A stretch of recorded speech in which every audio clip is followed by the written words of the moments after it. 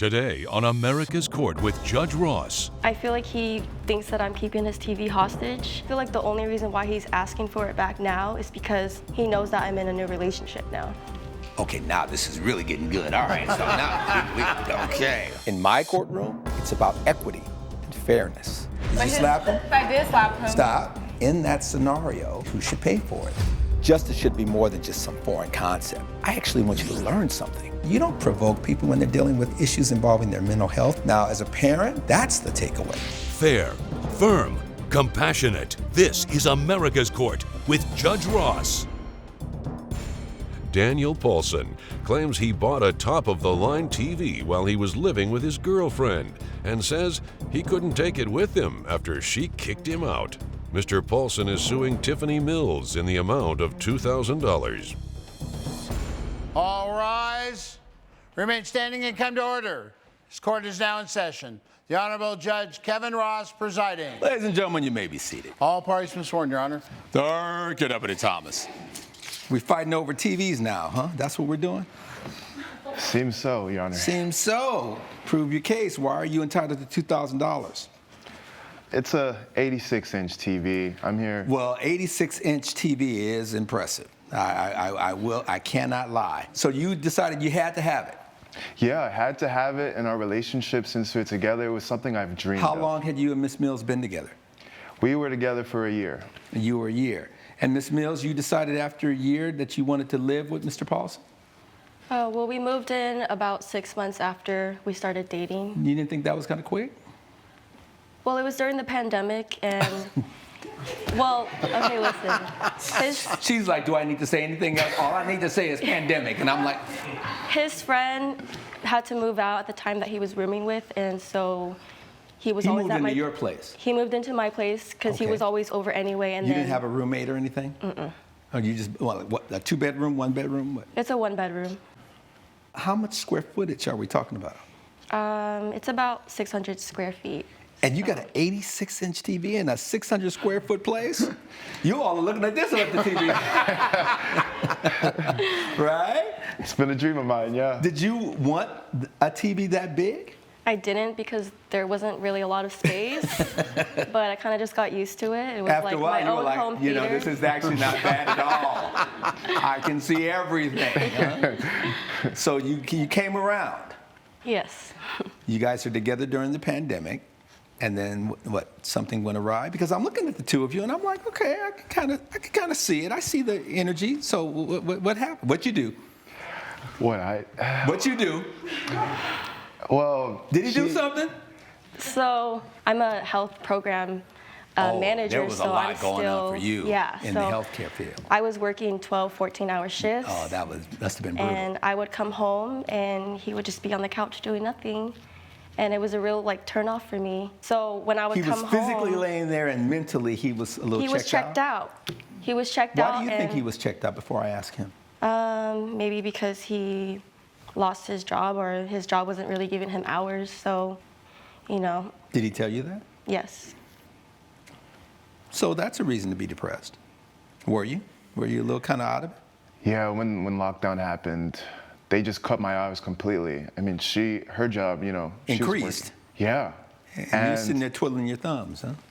The contrast between that, it kind of just makes a guy wonder, what am I providing, And thinking about that, on the couch, and also dreaming about my TV, it's just what am I doing, how can I do more? And it kind of makes you stuck, especially with the lockdown happening. I feel like a lot of people can identify they felt stuck, especially when something you really wanted to do in life. What type of work were you involved in?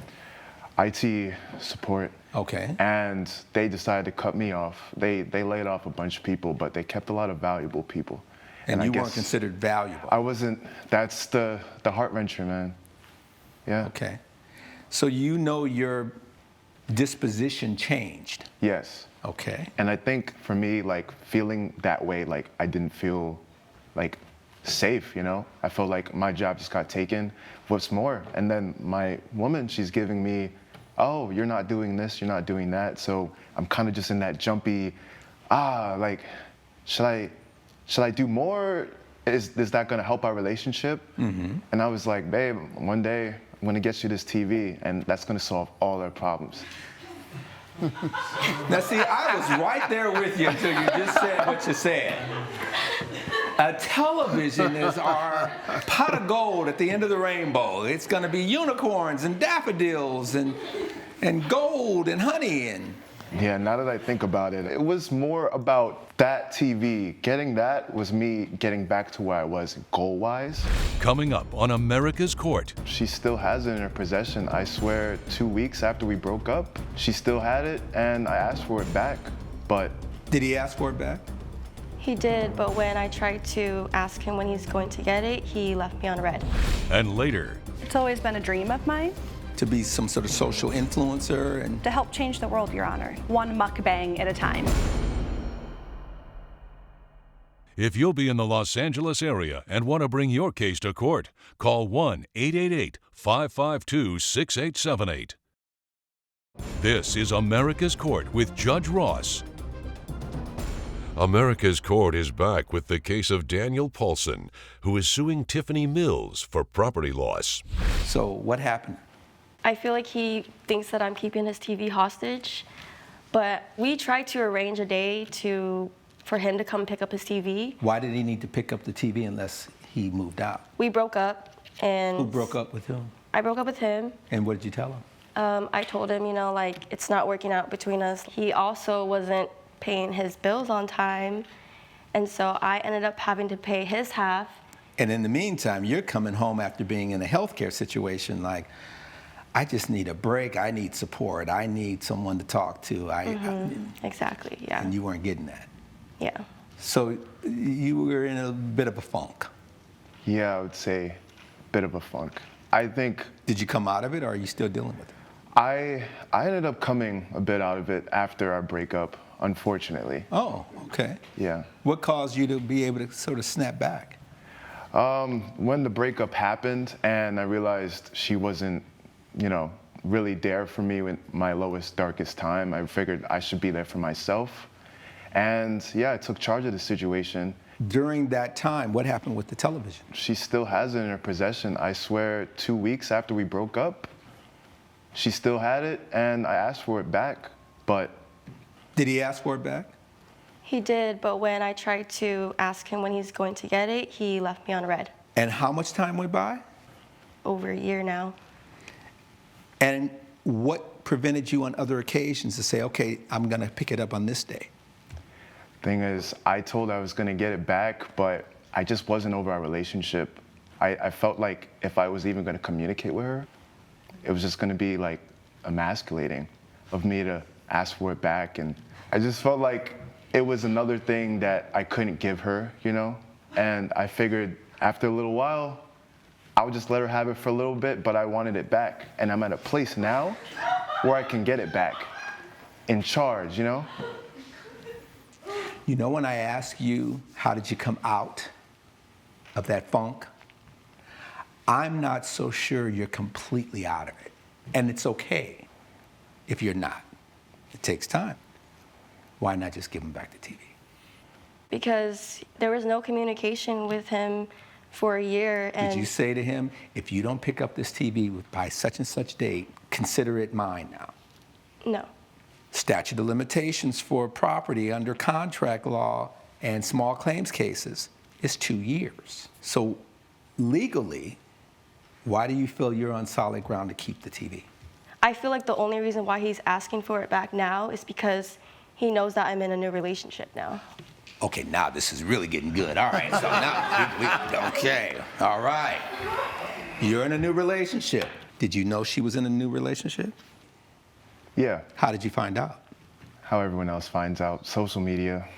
Now all of a sudden she's moved on and you're like, okay, give me the TV. Yeah, I don't see why she can't just give it to me in the first place, You had a piece of property that stayed in her apartment. You did not put a timeline or deadline on when he could get it back.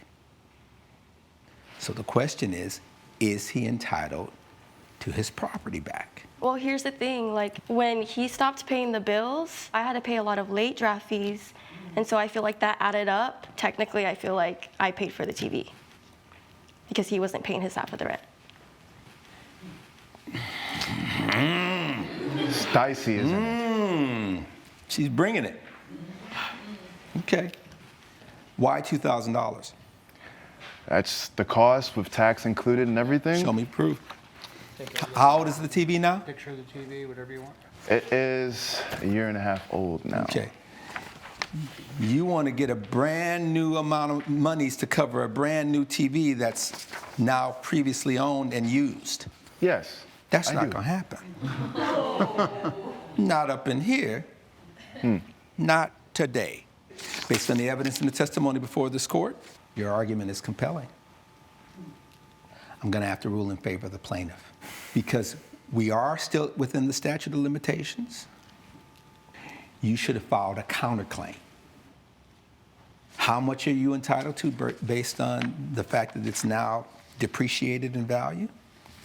From what I understand, because I did some research, you can actually buy new TVs this size for $600. I'm gonna give you a little more than that. You're gonna be entitled to $750. Now, personally, something tells me that if she ends up filing that counterclaim, it may be more than $750. So you may want to consider, you know what, I think, can we be good? Because if she comes back and can prove that she made those expenditures, who do you think I'm going to rule for? Compelling. Judgment in favor of the plaintiff in the amount of $750. That is the order. Case closed. All rise. Judge Ross has ruled in favor of the plaintiff. The defendant has been ordered to pay $750. $750. I'm leaving here with some. Well, I wish you the best and that you get better with your mental health. Coming up on America's Court with Judge Ross. Now get this, he wants to pay not just the bartenders the 5%, he wants that to go to everyone. The people in the back washing the dishes, the people that have nothing to do with the front of the house. This is America's Court with Judge Ross. Julie Knox claims business was booming at her boss's restaurant due to videos she posted online, but says she's out of work after refusing to share more of her tips.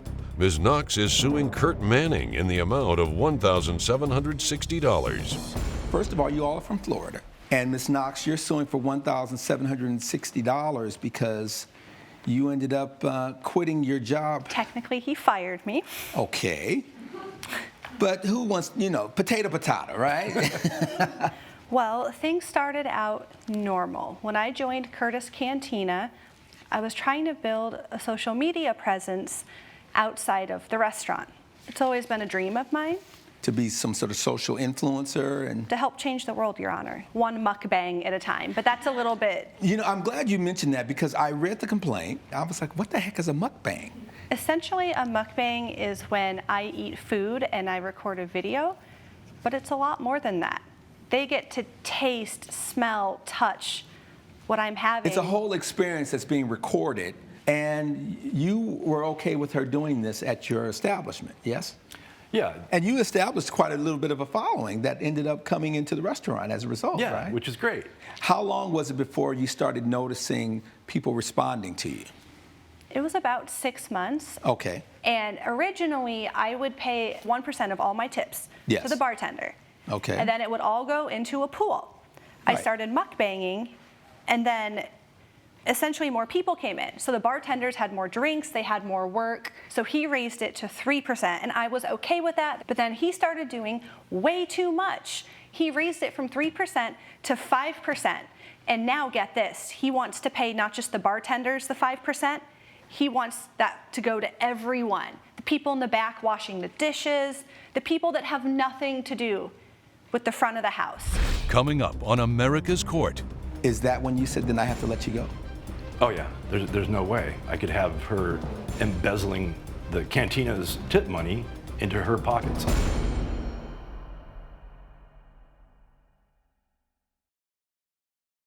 This is America's Court with Judge Ross. America's Court is back with the case of Julie Knox, who is suing Kurt Manning for lost wages. Did you initially start at 1% for the bartenders, and then 3% for the bartenders, and then 5% for everyone, period? Yeah, and I have the policy that everyone has signed. Let me see that. So And agreed because to. what That's she's okay. You saying can stay there.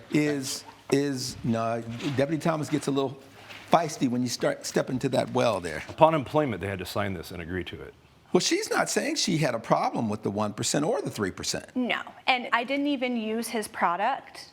What do you mean, his product? I would bring my own food initially. I would eat it and record it, and then people would come in and ask just for me, and the other servers would try to sabotage me, and they would be just mean to me.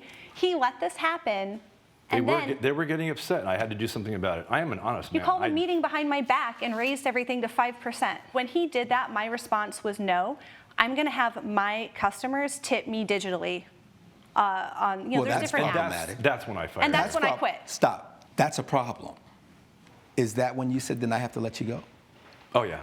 At that point, there's no way I could have her embezzling the Cantina's tip money into her pockets. Why this amount of money? Well, he wasn't even paying me minimum wage. He was paying me $8 an hour. Because of the extra tip money, I was able to compensate that paycheck. Well, here's the issue, though, because now we're dealing with the Fair Labor Standards Act. And how it works is you can set aside a tip pool in Florida, first of all.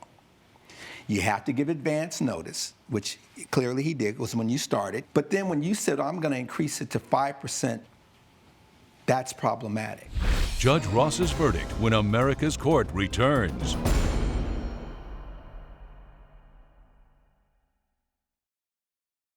This is America's Court with Judge Ross. You can't pay someone $8 and make them pay 5% to the people washing the dishes. It's either one or the other. So the $1,760 reflects what? It reflects a month's worth of wages at the real amount, which should be $11, which I'm is... going to assume based on 160 hours a month, 40 hours a week, that if you were to be paid $11 an hour, that's $1,760. Correct. But you quit. I was fired, Your Honor, respectfully. She agreed to disagree. Okay. So based on the evidence and the testimony before this court, the gavel is going to come down in favor of the plaintiff, but only for the difference in the dollar amount that you would have otherwise have received, which would have been $8 where you should have been paid $11. The difference between those two would be $3. You multiply 3 times 160, you get the $480. Thank you, Your 480 Honor. is your judgment. That is the order. Case closed. All rise. Judge Ross has ruled in favor of the plaintiff. The defendant has been ordered to pay $480. I love you, girl. Come back and work with me. I love your social media people, followers coming in to give me more business. I miss them. I miss you too. And you know what? Maybe we can mukbang. Maybe this can work. Mukbang, baby. All right.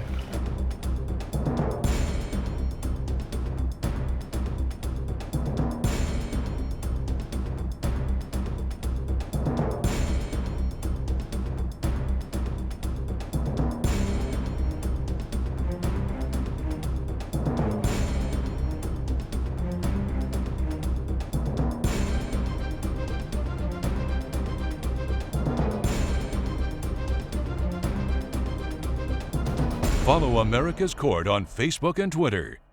This has been a production of Allen Media Group.